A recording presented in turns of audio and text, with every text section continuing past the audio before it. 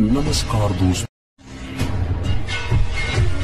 इतिहास गवाह है, हर कालखंड में महापुरुष जन्म लेते रहे हैं अपने पूर्ववर्ती महापुरुषों के अधूरे सपनों को पूरा करने के लिए। 15 मार्च 1934 ब्रिटिश भारत के पंजाब प्रांत में रोपड़ जिले के ख्वासपुर गांव में एक रैदासी सिख परिवार के घर एक बच्चे का जन्म हुआ। किसे पता था यह लड़का आगे चलकर भारत के इतिहास में एक आधार स्तंभ बनने वाला है, जो अपने महान मार्गदर्शकों बुद्ध, रैदास, कबीर, नानक देव जी, ज्योतिबा फूले, पेरियार और बाबा साहब अम्बेडकर के बाद की कड़ी को उसी जज्बे से न सिर्फ संभालने वाला है, बल्कि आधुनिक भारत के नए इतिहास का महान शिल्पकार होने वाला है। वो उनके अधूरे सपनों को जन जन में पहुंचाकर एक महान क्रांति की इमारत लिखने वाला है। इस बालक का नाम रखा गया काशीराम।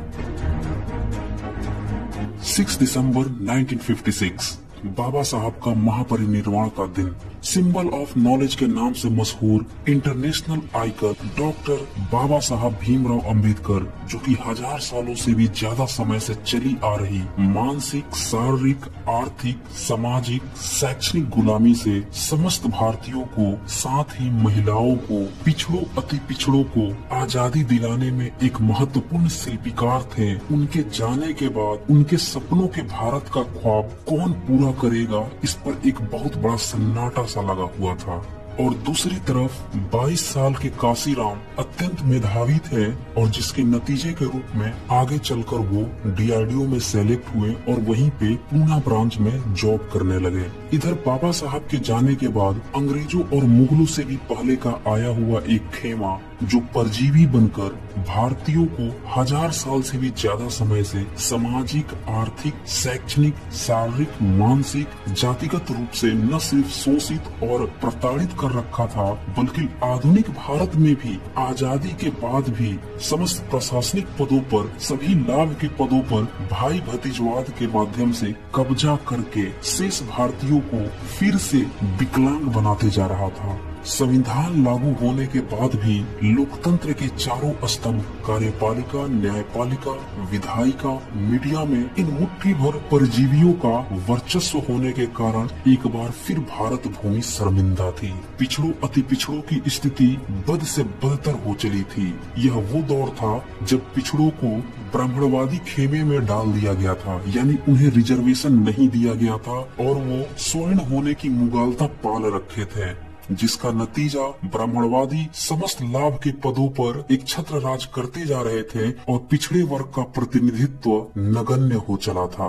उधर काशीराम जी DRDO के जॉब के दौरान कई बार भेदभाव महसूस किए। कई बार उनने देखा कि कई कर्मचारी खुद को उच्च समझते हैं और अपने ही साथी को, अपने सहकर्मी को नीच समझते हैं और कहते हैं कि तुम्हारी जाति छोटी है। एनलाइटमेंट अपना रास्ता तलाश रही थी। दिन नजदीक आया। DRDO की पूना शाखा में ही चतुर्थ श्रेणी कर्मचारी दीना भाना, जो कि एक बहुत ही जुनूनी अम्बेडकरवादी थे, उनने बाबा साहब की एक लिखी हुई किताब एनिहिलेशन ऑफ कास्ट, यानी जातियों का विनाश, काशीराम जी को दिया। एनलाइटमेंट का यह रूप इतना प्रभावी था कि काशीराम इस पुस्तक को एक ही रात में 3 बार पढ़ डाले।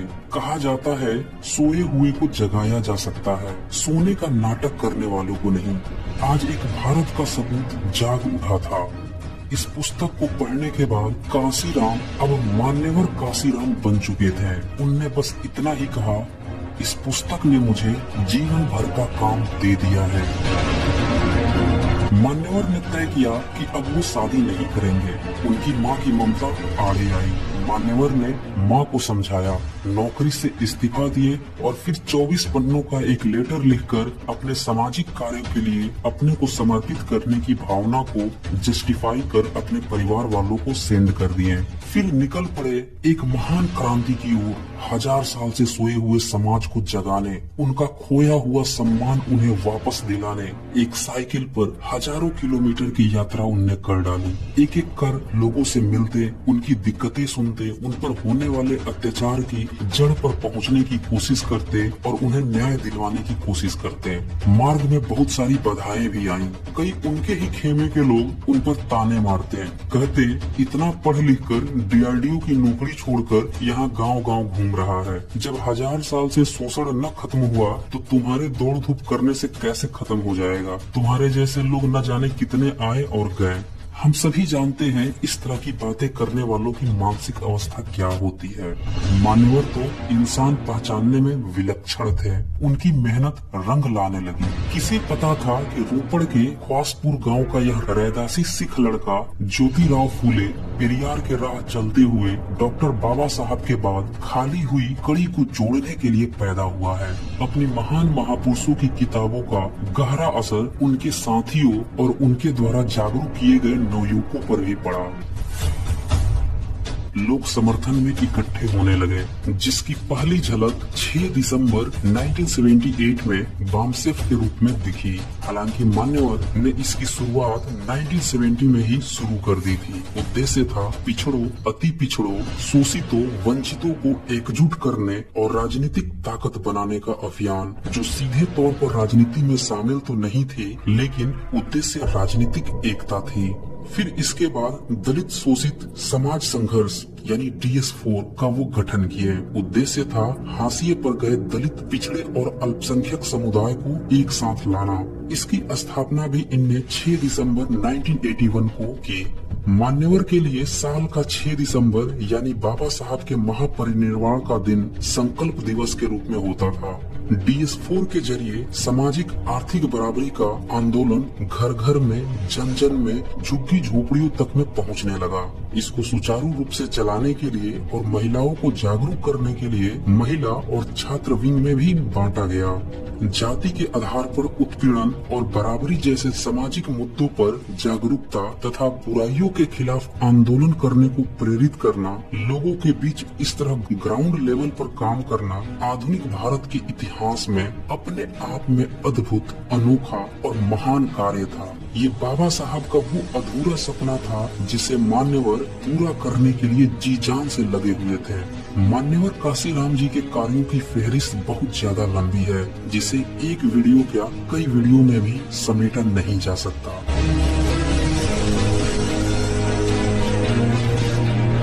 9 अक्टूबर मान्यवर काशीराम जी का महापरिनिर्वाण दिवस है। ऐसे में इस वीडियो का उद्देश्य है कि हम भी उनके अधूरे सपनों को जाने।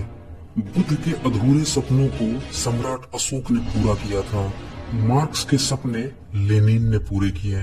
ज्योतिराव फूले, पेरियार स्वामी सहित कबीर, रैदास, नानक देव जी सहित सभी महापुरुषों के सपने बाबा साहब ने पूरे किए। ऐसे में मान्यवर काशीराम जी के सपने उनके महापरिनिर्वाण के दिन जानना अत्यंत जरूरी है, जिसमें से उनके 2 मुख्यतः सपने थे। पहला सपना था 14 अप्रैल 1984 को मान्यवर काशीराम जी ने बहुजन समाज पार्टी की स्थापना की।